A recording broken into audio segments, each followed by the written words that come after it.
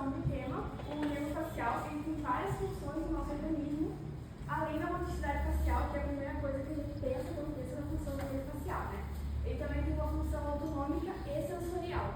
Ele é responsável, além da movimentação da face, pelos 2/3 anteriores ali da parte da gustação da língua, e ele também é responsável pela contração de algumas glândulas, como a glândula lacrimal, que tem grande importância para o nosso organismo.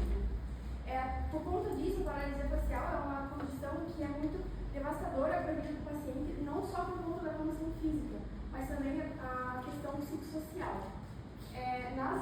A principal causa das lesões do nervo facial, atualmente no mundo, é a paralisia de Bell, né, que é uma lesão inflamatória.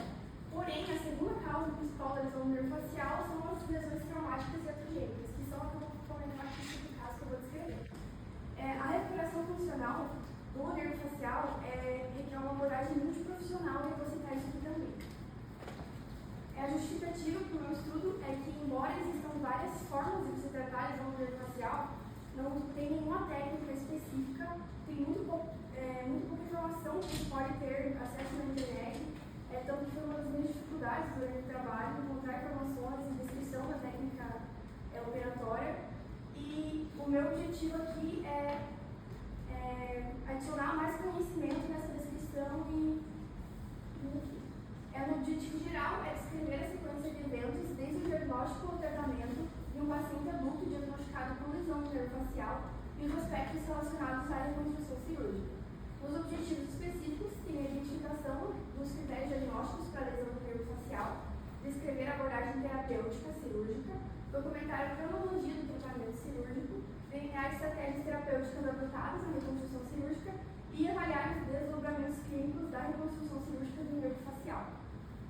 Nos materiais e métodos, foi uma metodologia qualitativa, descritiva e observacional provocada principalmente na análise do prontuário do paciente, e também teve uma revisão bibliográfica que foi realizada no período de 2020 a 2024 nas plataformas PubMed, Cielo e Export, também nas revistas e nos livros da Universidade e da Biblioteca Virtual.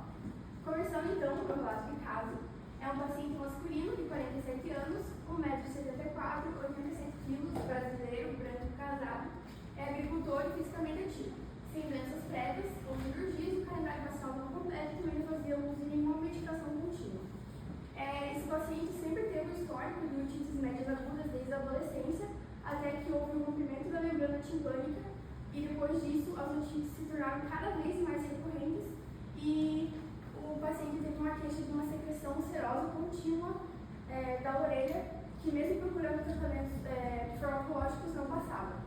Então, em 2022, aos 45 anos de idade, lembrando que ele já tinha o caso das otites desde a adolescência, ele teve o diagnóstico de uma otite crônica através de uma tomografia e foi indicado para ele a timpanomastektomia direita, que foi realizada em setembro de 2022. Porém, durante a operação, a gravidade do caso da mastectomia ela era maior do que foi prevista pelos exames, então houve uma lesão inevitável no nervo facial por conta da extensão dessa inflamação e resultou na paralisia facial à direita. O paciente então foi encaminhado para um neurocirurgião, que é especialista em nervos periféricos, e foram retiradas as fotografias que eu vou mostrar para vocês em seguida. Em 6 de fevereiro de 2023, ele fez uma eletromiografia e veio no resultado que ele tinha uma lesão de moderada a severa no nervo facial direito. Então foi sugerido um estudo depois de 180 dias com uma fisioterapia guiada para ver se esse nervo ia responder ou não. Então, em 29 de abril, 180 dias depois, o paciente retornou com uma nova eletromiografia, porém foi confirmada que a lesão era irreversível, porque teve uma piora comparada com a lesão anterior. Então, o paciente, fazendo a fisioterapia guiada, não teve nenhum resultado, inclusive apresentou piora. Essas são as fotos retiradas pelo neurocirurgião na primeira consulta, né? E eu vou usar essas 6 expressões faciais básicas para fazer a comparação. Na imagem A, o paciente está com a face estática, na B, sorrindo com os dentes, na C, sorrindo sem os dentes, na D, o fechamento dos olhos, piscamento, na E, a elevação da sobrancelha e na F, a protusão labial. Então, como foi confirmado que essa lesão não seria reversível pelo tratamento conservador, foi feito o tratamento cirúrgico, que foi a reconstrução cirúrgica do nervo facial, com uma mastectomia do nervo surral e também a transferência do nervo massetérico para a região do nervo facial. Foi realizado no dia 10 de junho de 2023, ocorreu tudo bem no procedimento, o paciente recebeu alta no dia seguinte da operação e saiu com a orientação da fisioterapia guiada para esse caso, para ele reaprender a movimentação facial.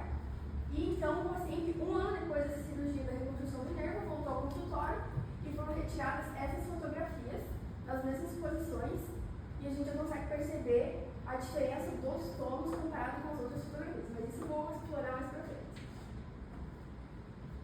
Iniciando a discussão, a lesão do nervo facial durante uma mastodectomia, que foi a primeira operação que o paciente fez, é muito rara, de cerca de 1%, principalmente ouvidos que nunca foram operados, que era o caso do paciente. Porém, quando tem uma inflamação crônica ali, a demarcação anatômica das estruturas acaba ficando muito prejudicada, e foi o que aconteceu no caso do paciente. Então, não foi possível fazer a dissecção dos planos de forma adequada e acabou ocorrendo a lesão do nervo, né? Tem estudos que indicam que a reabilitação pela fisioterapia acaba revertendo o quadro da simetria facial, acaba aumentando a simetria facial do paciente, reduzindo as cinesias, que são os movimentos involuntários que acontecem do lado paralisado. Porém, não foi o que aconteceu com o paciente, né? Mesmo fazendo a fisioterapia guiada por mais de 6 meses, não teve nenhum resultado. Então, a reconstrução cirúrgica do nervo facial ela é indicada pela literatura em basicamente duas situações, que é quando o paciente fez o tratamento conservador e não teve nenhum resultado, ou é quando o paciente já passou daquela janela terapêutica, que pelo que é indicado, o ideal é de 12 a 18 meses após a lesão. No caso do paciente foi feito cerca de 9 meses após a lesão. São essas as situações que são indicadas à reconstrução cirúrgica.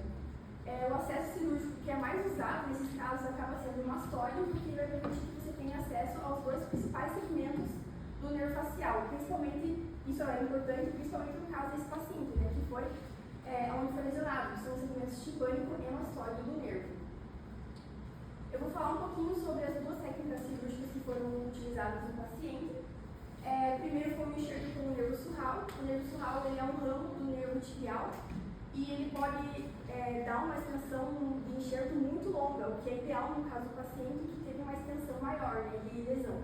Ele pode fornecer de 30 a 50 centímetros do enxerto e a retirada do enxerto é feita por uma incisão desde o maléolo até a região do glúteo, depende da quantidade de enxerto que vai ser necessária.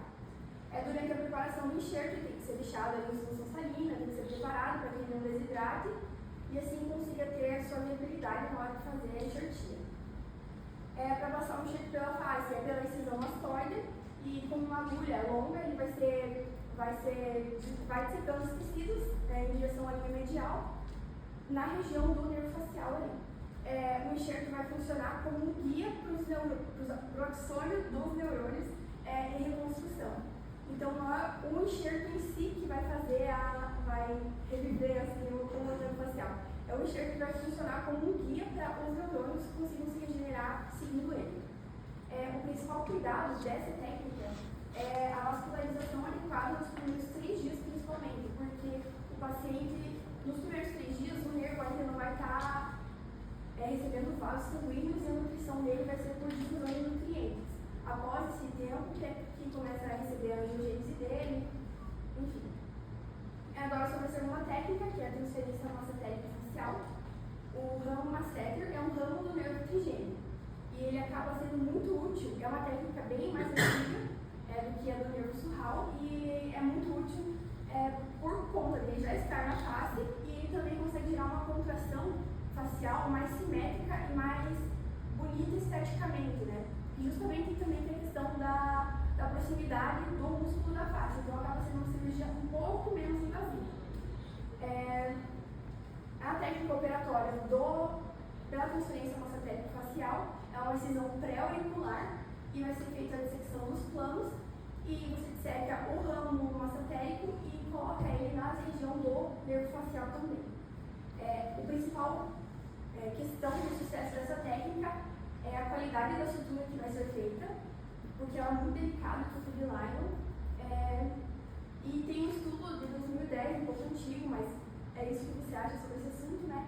De Faria, que falou que os movimentos faciais voluntários de pacientes que usaram essa técnica voltaram de 3 a 6 meses após a cirurgia, com uma média de 4,3 meses.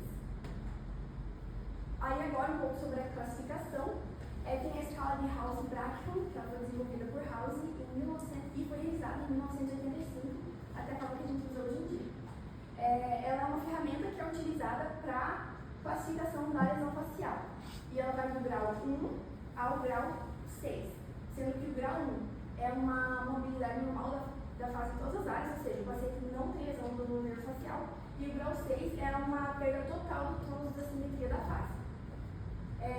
Aqui nas imagens de comparação, a gente pode perceber o paciente, segundo a tabela, ele saiu do grau 5, que é o grave, para o grau 3, que é considerado moderado, onde a diferença é óbvia, porém não é desfigurante como no grau 5, que é grave.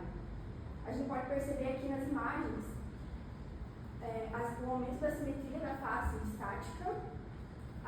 Aqui na B, no sorriso com feitos, se você traça uma linha média, dá para perceber a diferença da abertura da boca do paciente, né?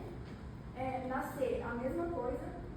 Na D, o paciente, um ano após a cirurgia, já consegue fazer a oclusão total do olho, o que não acontecia no pré-cirúrgico. E no F, a gente pode ver principalmente a diferença do tônus da face do paciente, o quão flácida ela estava antes da cirurgia e quanto tônus o paciente conseguiu ganhar nesse ano de cirurgia. E também não dá para esquecer de comentar sobre a fisioterapia pós-cirúrgica que o paciente fez, que foi muito importante para que ele conseguisse reaprender esses movimentos faciais, né, porque é um enxerto facial. Então, é muito importante para promover a adaptação funcional desse paciente, né? Aprender a inovar, mastigar, movimentar a boca de forma correta, o piscamento, também reduzir as cinesias, né, que são os movimentos involuntários dessa face. E para concluir o meu estudo, a paralisia facial iatrogênica é uma situação que traz muitos prejuízos para o paciente, tanto na questão estética quanto funcional. As soluções cirúrgicas que eu trouxe aqui que são eficazes a transferência da massotéria facial e enxertia com o nervo surral. Os fatores de sucesso foram principalmente a técnica operatória correta e a reabilitação pós-operatória que o paciente fez certinho. Nas perspectivas futuras, a exploração de novas técnicas e a melhoria e até mesmo a criação de protocolos nessa área, porque você não acha nada disso descrito, né? E o objetivo final é sempre otimizar a simetria facial e aumentar a qualidade de vida desse paciente, né? Essas são as minhas referências. Muito obrigada pela atenção.